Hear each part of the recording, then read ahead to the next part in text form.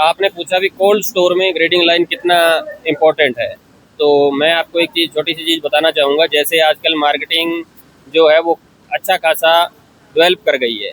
Marketing in the sense fruit की demand market में अब ग्रेड के हिसाब से होने लग गई है। तो उस हिसाब से ग्रोवर्स को या जैसे कोल्ड स्टोरेज, उसमें एप्पल की रेट का भी अच्छा खासा डिफरेंस आ जाता है। तो मेरे हिसाब से ग्रेडिंग लाइन खाली कोल्ड स्टोर के लिए नहीं, जो जैसे अपना सीजनल फ्रूट होता है और जो डायरेक्ट मार्केट करते हैं, तो ग्रेडिंग तो उसके लिए भी ज़रूरी है। कोल्ड स्टोर में ऐसा है भी, कंट्रोल्ड एटमॉस्फेयर में अपन सेब को 3-4 महीने रख के और उसके बाद ग्रेड करके और मार्केट करते हैं। तो बिल्कुल हम यहाँ पे 4 साल से ऑलरेडी काम कर रहे हैं। हमारी ऑलमोस्ट 16 से 17 मशीनें जो है वो चल रही है एप्पल के अंदर कोल्ड स्टोरेज में लासी। हमें तो बहुत बहुत अच्छा महसूस हो रहा है, क्योंकि जो हमारे ये सीएस स्टोर जब से हमारे कश्मीर में आई है, जैसे ये ग्रेड लाइन है, खासकर हम लोग जो एक ग्रोवर है, ग्रोवर के लिए बहुत फायदेमंद साबित हुआ है। तो हमारे जो थे, हमारा जो ये माल था, इसकी जो रेट अच्छी नहीं लगती थी, या हमारे कभी रेट्स मार्केट डाउन होती थी, या कोई लॉस होने का खतरा था, उस लॉस से हम बच रहे हैं इस वक्त, क्योंकि हम इसको टाइम दे रहे हैं। अपने टाइम पर जब मार्केट अच्छी हो तब माल निकाल रहे हैं, यहाँ से अच्छा माल निकल रहा है। सीएस स्टोर से पहले कुछ ही महीनों में, हमें सितंबर से जब हमारा माल उतरता था, तो हमें दिसंबर तक इसको एंड करना पड़ता, जनवरी तक। लेकिन अब यही माल हमारा अगले साल, अभी नया सीजन लग रहा है, तो हमारा पुराना माल चल रहा है। वक्फे वक्फे से हम इस माल को निकाल रहे हैं। इससे ग्रोवर को जो है, ग्रोवर फर्टिलिटी को बहुत फ़ायदा पहुंचा है, बहुत अच्छा महसूस हो रहा है। पहले तो ये अल्हम्दुलिल्लाह हमारी कम्युनिटी के लिए जितने भी ग्रोवर्स है, हमें उनके लिए सीएस स्टोरेज एक अच्छी बात है, क्योंकि 9 महीने वो अपने मनपसंद जिस वक्त उन्हें खुश करे उस वक्त एप्पल्स यहाँ से निकालते हैं। दूसरी बात है कि एक चीज़ है, जितने भी सीएस स्टोर्स यहाँ है अल्हम्दुलिल्लाह सब अच्छा काम कर रहे हैं। और जो जहाँ तक एम्प्लॉयमेंट का सवाल है, आप खुद देख रहे हो 200-250 आदमी यहाँ इस वक्त काम कर रहे हैं, जिसमें से हमारे जो परमानेंट एम्प्लॉयज़ है अप्रॉक्सीमेट 50 है, और कॉन्ट्रैक्चुअल बेसिस बाकी जैसे पैकर्स है, लेबर्स है, वो कॉन्ट्रैक्चुअल रहते हैं।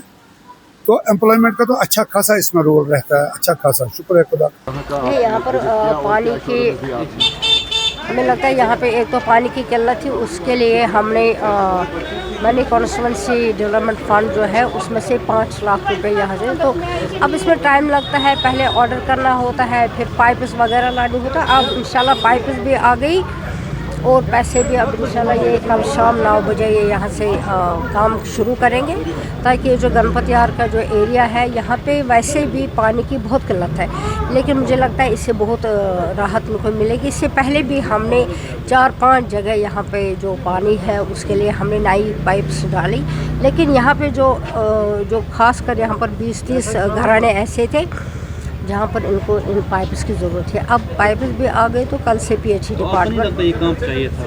ये क्या करें, इसमें सीडीएफ में जो होता है, हम सीडीएफ देते हैं, उसमें फिर डीसी ऑफिस जाता है, फिर सेक्रेटरी। आजकल वो ज़माना नहीं है, हम देते थे तो दूसरे ही दिन काम शुरू होता। आज डिफरेंट है, इसमें बहुत से लवाजमात हैं, जब तक वो नहीं कंप्लीट हो जाएंगे तब तक पॉसिबल नहीं होता है। और यहाँ पर इसमें 5 लाख रुपए हमने दिए थे, और जो यहाँ पे गलियाँ वगैरह है इसके लिए हमने लगाए 45 लाख, तो वो भी हो जाएंगे। और इससे पहले हम गए वहाँ पे मंदिर बाग में भी हमने दिए हैं 3.5 लाख रुपए पाइप्स के लिए, और गलियों के लिए 8 गलियाँ 2 ही थी, तो वहाँ से 8 लाख रुपए दे रहे। और सराय सफ़ा कदल हमने दौरा किया, वहाँ पे बाथरूम की किल्लत थी, और वहाँ पे सराय सफ़ा कदल में जो ड्रेन थी, जो उनके लिए सरफेस ड्रेन थी, उसके लिए हमें 15 लाख दिए अपनी सीडीएफ में से। वहाँ पर भी इंशाल्लाह काम अब शुरू हो जाएगा। और एक पार्क, और जिसको हम जनाजा गाह मतलब जो हमारी लैंग्वेज है,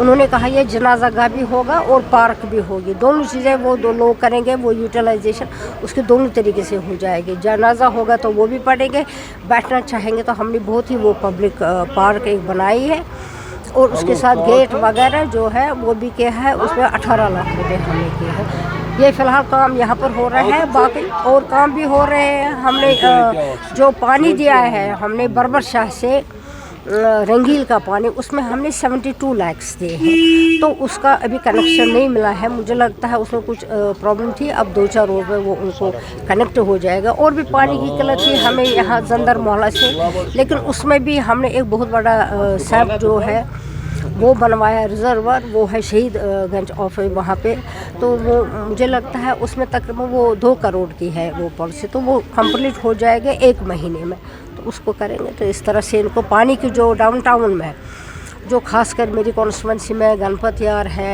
टंकीपोरा है, जंदर मोहल्ला है, या मंदिर बाग है, बसंत बाग है, तो ये सारी किल्लत जो है ये ठीक हो जाएगी। स्टेट से अब यूटी है तो कितना लगता है, मुश्किल कितना है? बहुत ही मुश्किल है, बहुत ही मुश्किल है। स्टेट में तो हम पैसे देते थे 2 या 3 दिन के बाद ही काम शुरू होता था, अब यूटी में वो बात नहीं रहे। यूटी में अगर हम पैसे भी देते हैं तो तकरीबन 2-3 महीने लग ही जाते हैं, क्योंकि इसमें बहुत सारी जगह होती है, बहुत सारी लवाजमात है, पहले डीसी ऑफिस, फिर सेक्टर के वापस आता है, फिर हमारे पास आता है, तो it take lot of time. ये हमारे लिए यूटी मुसीबत बन गई।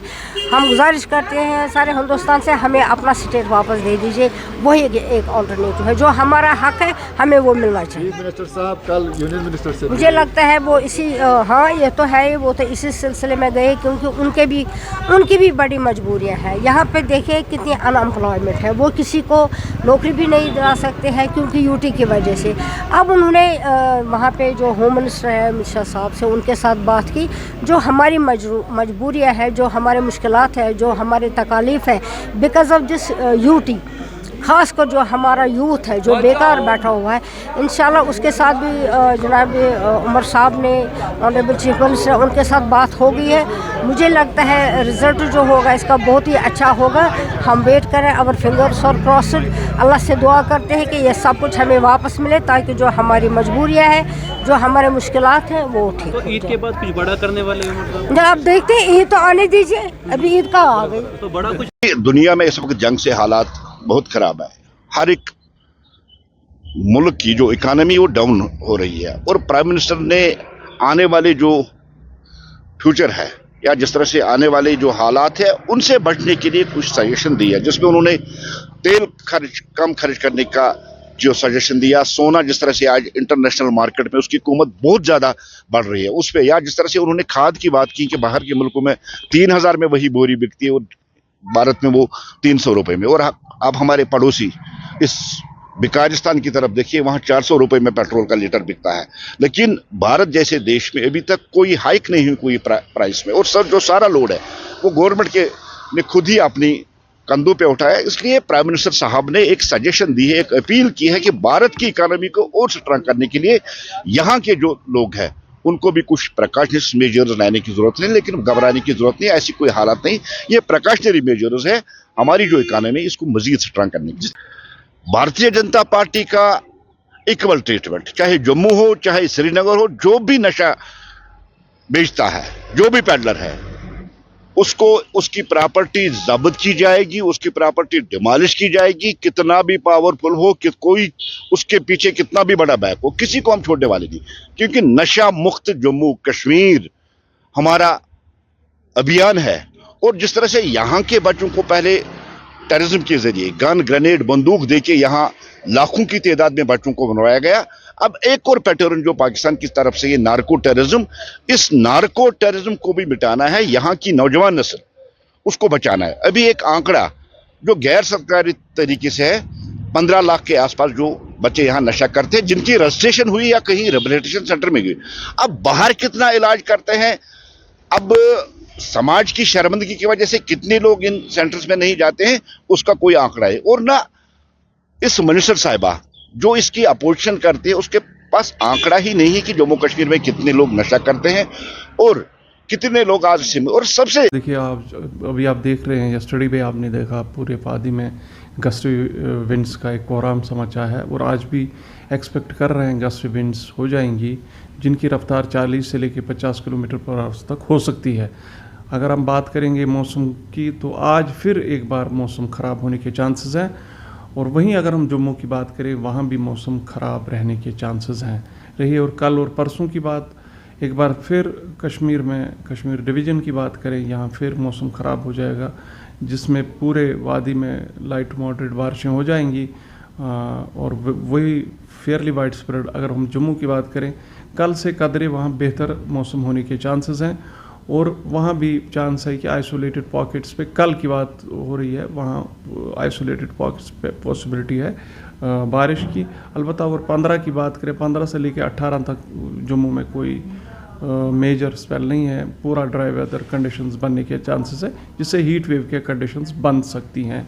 अलबत्ता अगर हम कश्मीर की बात करें, कश्मीर में अभी ये जो इरेटिक वेदर हम जिसको बोलते हैं, इरेटिक वेदर कंडीशंस रहने के चांसेस है, जो 14 से लेके 16 तक कभी आप धूप देखेंगे, कभी थंडर हो जाएगी, कभी गरज चमक के साथ बारिशें भी हो सकती हैं।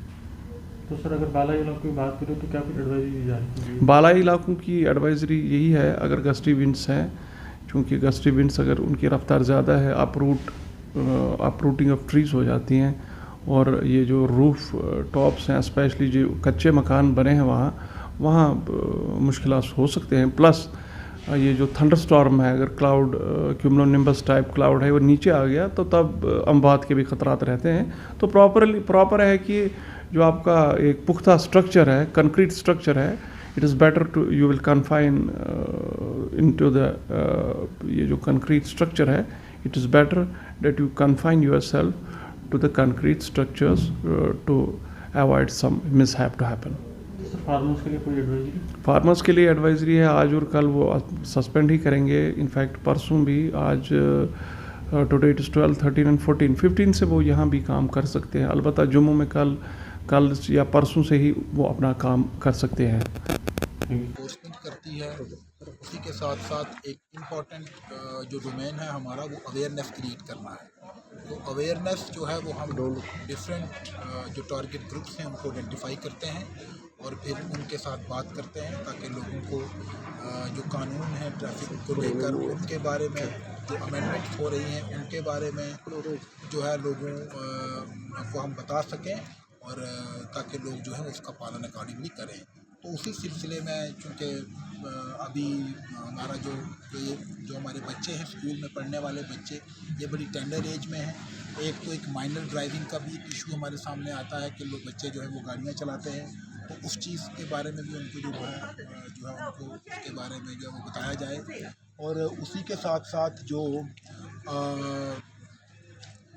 क्योंकि फ्यूचर में जो है ये ड्राइवर्स हैं तो इनको कानून का जो पता रहे और इस टेंडर एज में इनको जो बताया जा सके, तो इस सब के चलने जो है इसके चलते हमने जो प्रिंसिपल साहब हैं, प्रिंसिपल साहब जो है अमजद साहब, इनसे हमने रिक्वेस्ट की और प्रिंसिपल साहब आज छुट्टी पर हैं तो ये वाइस प्रिंसिपल हैं, इनसे हमने रिक्वेस्ट की और यहाँ पे एक प्रोग्राम छोटा सा हमने ऑर्गेनाइज़ किया जहाँ जो 9th और 10th के बच्चे हैं उनके साथ हमने बात की। अनफॉर्चुनेटली जो 11th 12th के बच्चे हैं वो उनके शायद एग्ज़ाम चल रहे हैं तो वो अवेलेबल नहीं थे, बट इनके साथ बड़ा एक हेल्दी जो इंटरेक्शन हुआ और बच्चों के साथ बात की गई, उनको ट्रैफिक रूल्स के बारे में जो बताया गया। उसी के साथ साथ जो गवर्नमेंट ऑफ इंडिया की कुछ स्कीम हैं जिसमें अभी जो हमारी राहत स्कीम है प्राइम मिनिस्टर ने जो लॉन्च की है वो स्कीम और बहुत सारी जो स्कीम्स हैं उनके बारे में भी जो है वो इनको बताया गया ताकि उसका जो है वो लोग जो है वो फ़ायदा जो है उसका। स्कूल बसेस जो हैं उनकी एक तो ओवरलोडिंग का थोड़ा सा कंसेप्ट भी जो है वो उसमें भी थोड़ा जो है वो देखने की ज़रूरत है कि जहाँ पे 3 सीटर में जो है वो बच्चे जहाँ पे बड़े जो हैं वो 3 बैठेंगे, बच्चे जो हैं वो 4 बैठ सकते हैं, तो वो जो है वो ऑनरेबल सुप्रीम कोर्ट ने जो है उसमें गाइडलाइन जो है वो दी हुई है।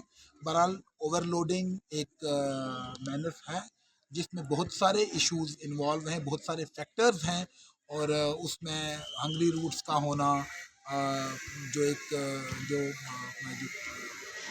गाड़ियाँ हैं उनका अवेलेबल ना होना, ये फैक्टर्स हैं। बहुत सारे दूर दराज इलाके हैं जहाँ पे नहीं हैं तो उनके ख़िलाफ़ जो है वो कार्रवाई जो है वो की जा रही है और ना सिर्फ कार्रवाई की जा रही है, चलानिंग हो रही है एनफोर्समेंट, बल्कि उसके साथ साथ अवेयरनेस जो है वो भी हम करते हैं और कुछ जो क्रॉनिक केसेस हैं उनमें हम लोग जो है वो रिकमेंडेशन करते हैं, उनका रूट परमिट हो, उनकी आरसी हो, उनका जो ड्राइविंग लाइसेंस हो वो कैंसिल करना। ऐसा नहीं है, SMS उसी वक्त जो है वो जनरेट होता है और लोगों को पहुंचता है। उसमें सिर्फ परेशानी ये आ रही है, एक ये आ रहा है कि जो SMS मैंने एक गाड़ी ली, मेरे नाम पे जो है वो गाड़ी रजिस्टर हो गई, वो गाड़ी मैंने बेच दी और जो गाड़ी जो है वो ट्रांसफ़र नहीं की मैंने। अब जो आगे वाला बंदा है उसके पास SMS आएगा जो उसका ऑनर था ओरिजिनल, जिसने उसको बेची है। तो ये वाला ही इज़ केयरलेस के आता रहे, मुझे क्या है, मैंने तो गाड़ी बेच दी। और जो गाड़ी चला रहा है उसके पास जो है वो SMS आ नहीं रहा, तो उसको लगता है चालान हुआ नहीं।